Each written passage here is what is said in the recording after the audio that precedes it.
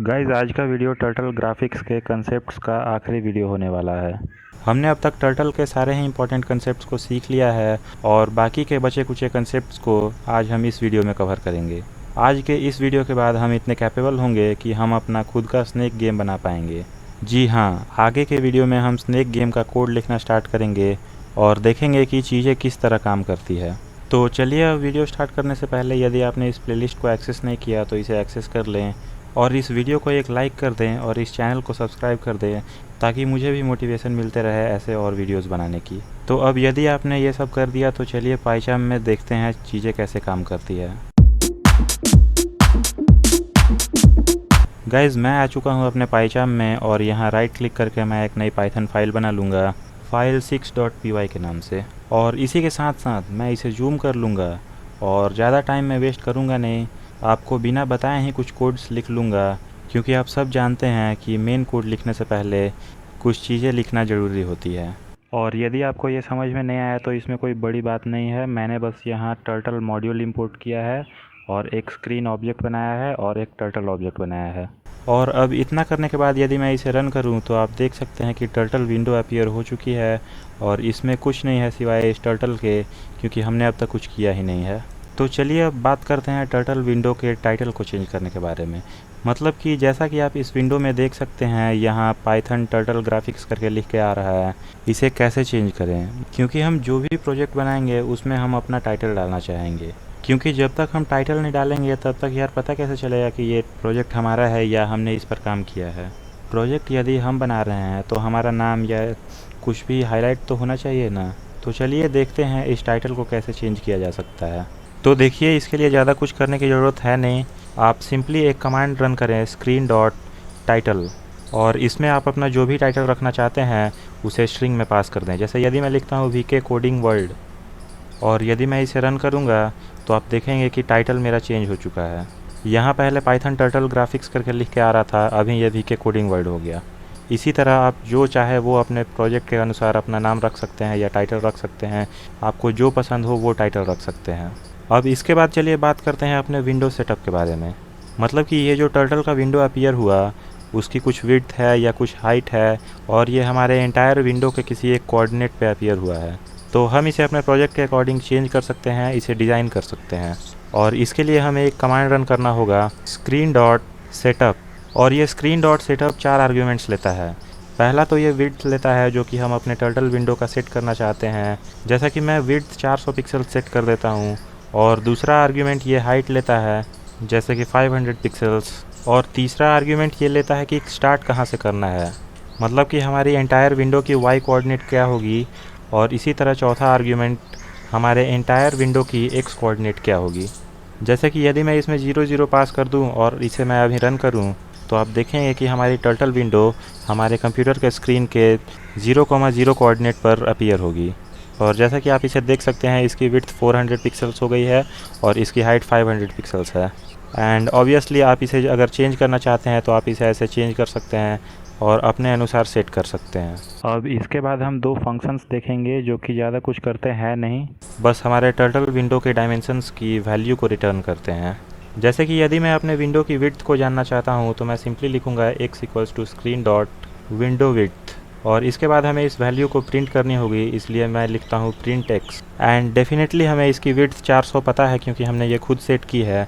तो मैं इसे रन करूँगा तो कंसोल में 400 प्रिंट करके आएगा।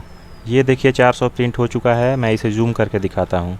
अब जिस तरह हमने लिखा x equals to screen dot window width, उसी तरह हम लिख सकते हैं y equals to screen dot window height, और हम इसे भी प्रिंट कर सकते हैं प्रिंट y।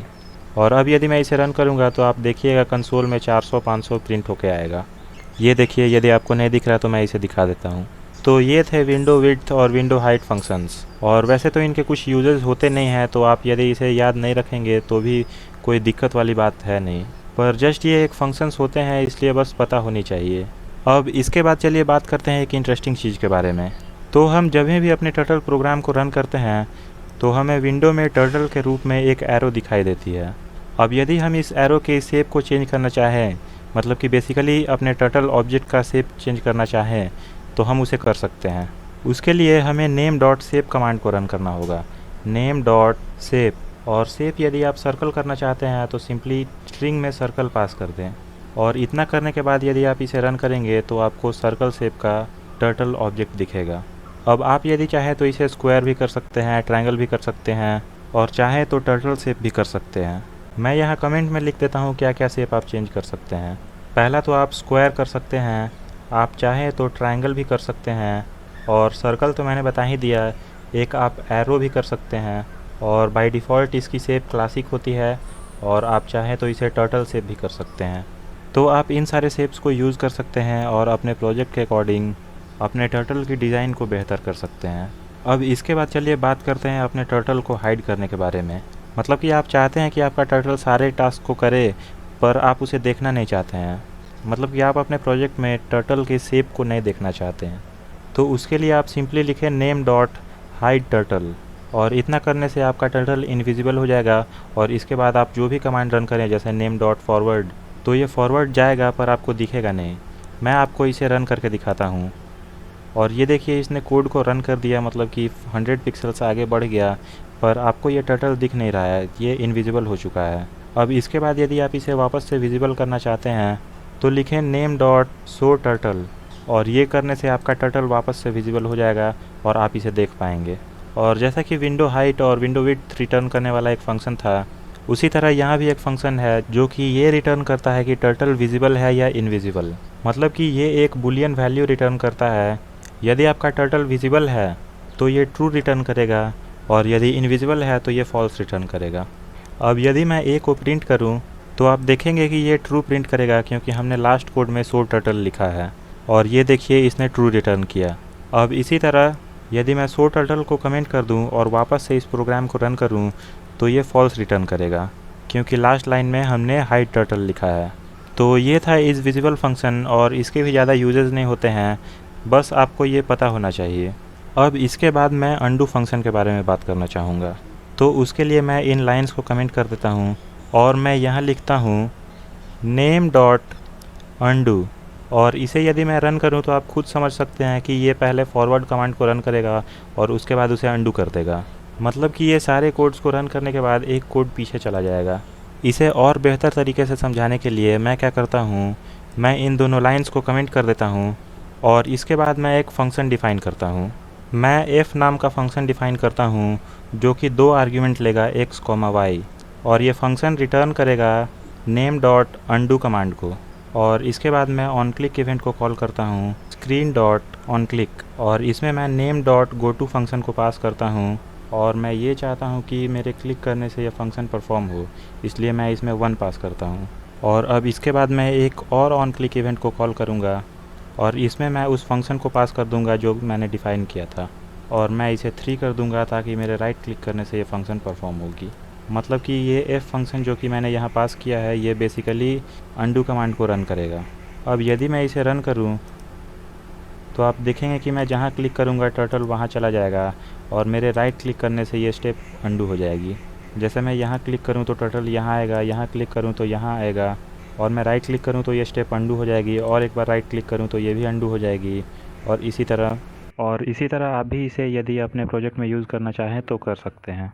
मतलब कि जैसे कि आप कुछ स्टेप करें और स्टेप करने के बाद आपको लगे कि नहीं यार ये तो नहीं करनी चाहिए थी, तो आप इसे यूज़ करें और राइट क्लिक करें ताकि वो स्टेप जो कि आपको नहीं चाहिए थी वो अंडू हो जाए। तो यही था अंडू कमांड, और अब आशा करता हूँ कि आपको ये समझ में आ गया होगा। अब चलिए बात करते हैं कुछ ऐसे फंक्शंस के बारे में जो कि एक वैल्यू रिटर्न करते हैं। जैसे कि यदि मैं यहाँ लिखूँ p equals to name dot position, and obviously आप पोजीशन को पॉज भी लिख सकते हैं, और यदि मैं p को प्रिंट करूं तो आप देखेंगे कि कंसोल में 0,0 प्रिंट होकर आएगा। ये ऐसा इसलिए हुआ क्योंकि टर्टल अभी अपने टर्टल विंडो में 0,0 कोऑर्डिनेट पर है, और इसलिए यहाँ कंसोल में 0,0 प्रिंट हुआ। यदि मैं अपने टर्टल का पोजीशन चेंज करूँ, जैसे कि मैं यहाँ लिखता हूँ नेम डॉट फॉरवर्ड 100, और मैं इसे रन करूँ तो आप देखिएगा कि 100,0 प्रिंट होकर आएगा, और ये देखिए यहाँ 100,0 प्रिंट हुआ। अब इसी तरह अलग अलग कोऑर्डिनेट्स रिटर्न करने के लिए अलग अलग फंक्शंस भी होते हैं। जैसे कि यदि मैं लिखूँ q equals to name dot x cor, और यदि मैं q को प्रिंट करूँ तो ये x कोऑर्डिनेट को प्रिंट करेगा। ये देखिए यहाँ x कोऑर्डिनेट 100 प्रिंट हुआ। और अब जैसा कि आप लोग खुद ही होशियार हैं, आप लोग समझ गए होंगे कि एक्स कोऑर्डिनेट की तरह एक वाई कोऑर्डिनेट भी होता है। और मैं इस क्यू को आर कर देता हूँ, मैं यहाँ इसे भी आर कर देता हूँ। और अब यदि मैं इसे रन करूँ तो आप देखेंगे कि वाई कोऑर्डिनेट 0 प्रिंट होके आएगा। और ये देखिए यहाँ वाई कोऑर्डिनेट 0 प्रिंट हो गया। अब इसके बाद हेडिंग के बारे में बात कर लेते हैं, जो कि ये शो करता है कि हमारा टर्टल किस डायरेक्शन की ओर शो कर रहा है। मतलब कि ये एंगल बताता है जिस डायरेक्शन में टर्टल शो कर रहा होता है। जैसे मैं यदि यहाँ कर दूँ नेम डॉट हेडिंग, और अब यदि मैं इसे रन करूँ तो ये 0 प्रिंट करेगा क्योंकि हमारा टर्टल एक्स डायरेक्शन में है। और ये देखिए यहाँ 0 प्रिंट होके आ गया। और अब इसी तरह एक डिस्टेंस और टुवर्ड्स फंक्शन भी होता है। मैं चाहता हूँ कि आप उसे खुद ट्राई करें और सीखें, और यदि आपको वो नहीं समझ में आएगा तो आप मुझे कमेंट में बताइएगा, मैं उसके लिए एक अलग वीडियो बना दूँगा। तो अब मैं आशा करता हूँ कि आपको आज के सारे ही कंसेप्ट समझ में आए होंगे, और आज मैंने टर्टल में जितने भी इम्पॉर्टेंट कंसेप्ट्स हैं उसे मैंने कवर कर दिया है। और ये वीडियो हमारे टर्टल सीरीज़ के कंसेप्ट का आखिरी वीडियो था, और अब अगले वीडियो से हम स्नेक गेम का कोड लिखना स्टार्ट करेंगे। और यदि कोई कंसेप्ट बाकी रह गया हो तो मैं उसे स्नेक गेम की कोडिंग के टाइम ही समझा दूंगा। और अब मैं चाहता हूं कि यदि आपने इस वीडियो को अब तक लाइक नहीं किया तो इसे लाइक कर दें, और आप इस प्लेलिस्ट को एक्सेस कर लें, क्योंकि टर्टल से रिलेटेड सारे ही कंसेप्ट्स को मैंने इस प्लेलिस्ट में डाल रखे हैं। और आप इस चैनल को सब्सक्राइब कर दें और शेयर कर दें ताकि बाकी लोगों को भी पता चले कि टर्टल के बारे में सारे कंसेप्ट्स को इस चैनल पर सिखाया गया है। और अब यदि आप टर्टल के बारे में और सीखना चाहते हैं तो आप टर्टल की डॉक्यूमेंटेशन पढ़ें और मुझे भी बताएं कि आपने नया क्या सीखा है। And thank you so much guys for watching the video, and I will be back to